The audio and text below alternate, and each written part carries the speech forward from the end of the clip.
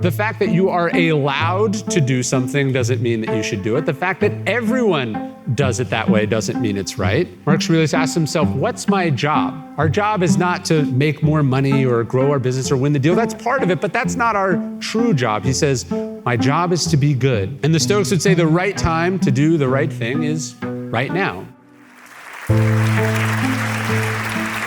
I think it says something about our world today that when people hear the word justice, we think legal, we think illegal, we think the law, right? We think the legal system. C.S. Lewis would reflect on this too. He said that it's much more than what happens when you're represented by an attorney. Justice is fairness and honesty, doing your share, truthfulness, it's keeping promises, it's doing business right, it's doing life ethically. So this idea of like what's legal, right, what we're obligated to do is the minimum. A couple years ago, I bought the rights from my publisher for Marcus Aurelius' Meditations. It's this book that changed my life, and I wanted to publish like a premium edition that could really stand the test of time. So I bought the rights to Meditations, which I did this cool edition of. I bought even the rights to my book, The Daily Stoic, and I put out these really cool editions. I found this company. They were partially based in Texas. They're a Bible manufacturer, and they did their manufacturing in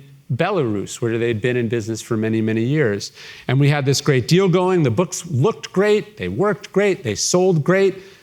And then a couple years ago, sadly almost a year and a half now, right, there was some trouble in the region, let's say. And there's a reason, it turns out, that Belarus, where the books were manufactured, has been complicit in Putin's invasion of Ukraine. It's because Kyiv and this river here is how Belarus accesses the Black Sea. Otherwise, it is a totally landlocked nation.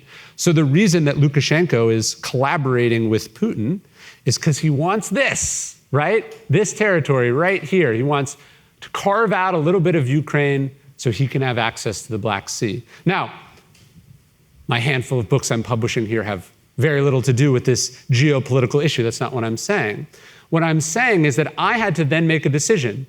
There are some sanctions on the nation of Belarus, not as many as Russia. I checked with my lawyer, I checked with people I know. There's nothing legally wrong with me continuing to manufacture here, contributing to this economy, right? Running stuff through this active war zone, but it didn't feel right.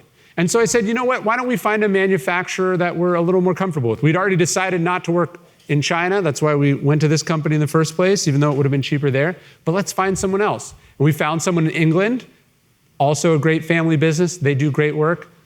It's almost 3 times as expensive per book to manufacture them here, right? And so on paper, of course, I would rather not do business with Belarus. But when I'm thinking about a different kind of paper, maybe my opinion changes a little bit, right? I love this line that it's not a principle unless it costs you. It's not a principle unless it costs you money, specifically sometimes. So when we think about what we're allowed to do, when we think about what everyone else is doing, and then we have to go, well, what can I sleep with at night? What do I think? What do I want on my conscience? What am I going to be able to tell my kids? I think about this decision a few years ago, almost 10 years ago now, that CVS decides to stop carrying cigarettes. People thought, oh, this will cost them a couple of $1 billion, and it won't matter, right? Because people will just buy the cigarettes elsewhere. In fact, it does cost CVS billions of dollars, but they find overall, across the nation, smoking goes down, period. One vendor deciding not to stock a product that is not good for you, that nobody thinks people should be doing, even the people that smoke. CVS makes this decision, costs them a lot, but it gains the world a lot. I actually had to go through this too. I own a little market called Tracy's Market in Bastrop, and it's been in business since the 1940s. Each week, like the number 2 or 3 selling product is cigarettes, is a tobacco-related product.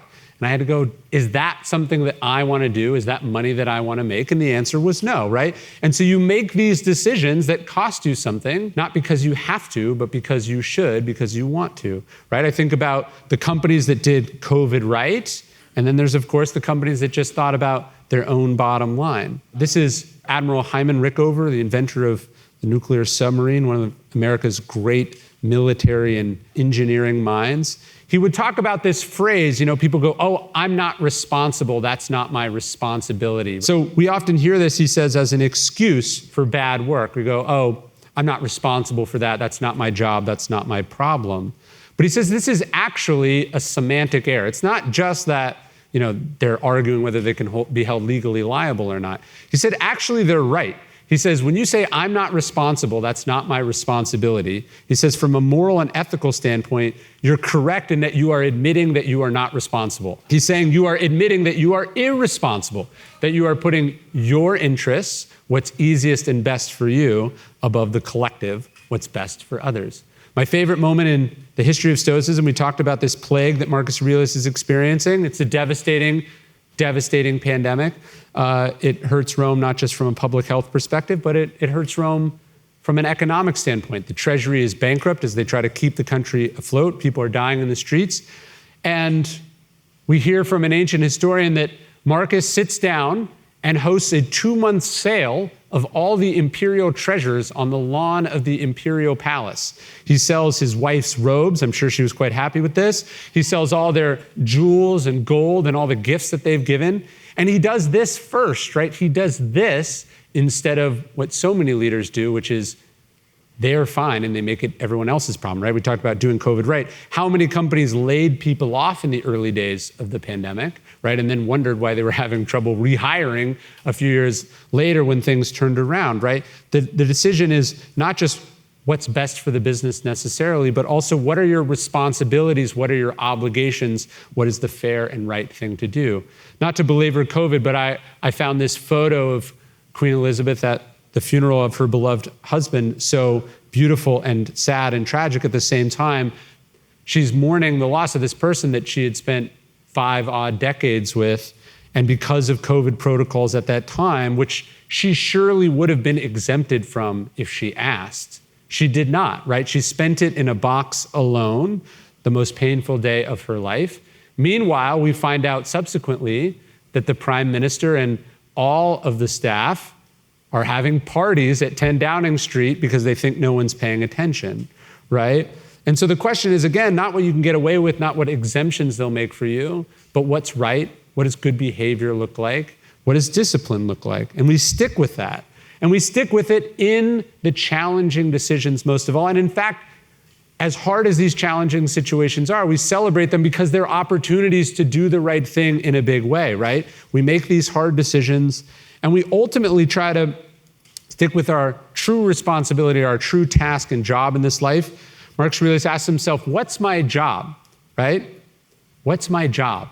Our job is not to make more money or grow our business or win the deal. That's part of it, but that's not our true job. He says, my job is to be good. He says, the fruit of this life is good character and acts for the common good. It's about the difference we make for others. It's about the standards we hold ourselves to. There's a track here in East Austin, about maybe 3 miles from here, that I like to work out in. I do sprints there.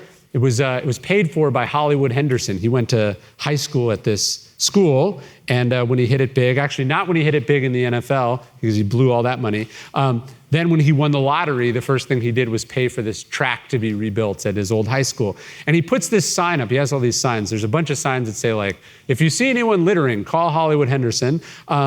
He doesn't say how, it just says this. But the sign that struck me the most is this one. It says, leave this place better than you found it, which is to me what we're talking about when we talk about justice.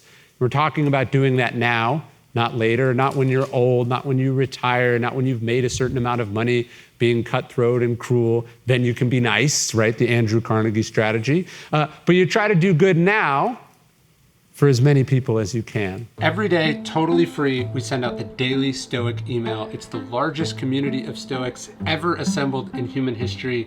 And just one Stoic idea, one ancient lesson to chew on every single day. I'd love to have you join us. If you like our videos, I think you'll like the email. It's also a podcast version of it too. You can sign up at dailystoic.com/email.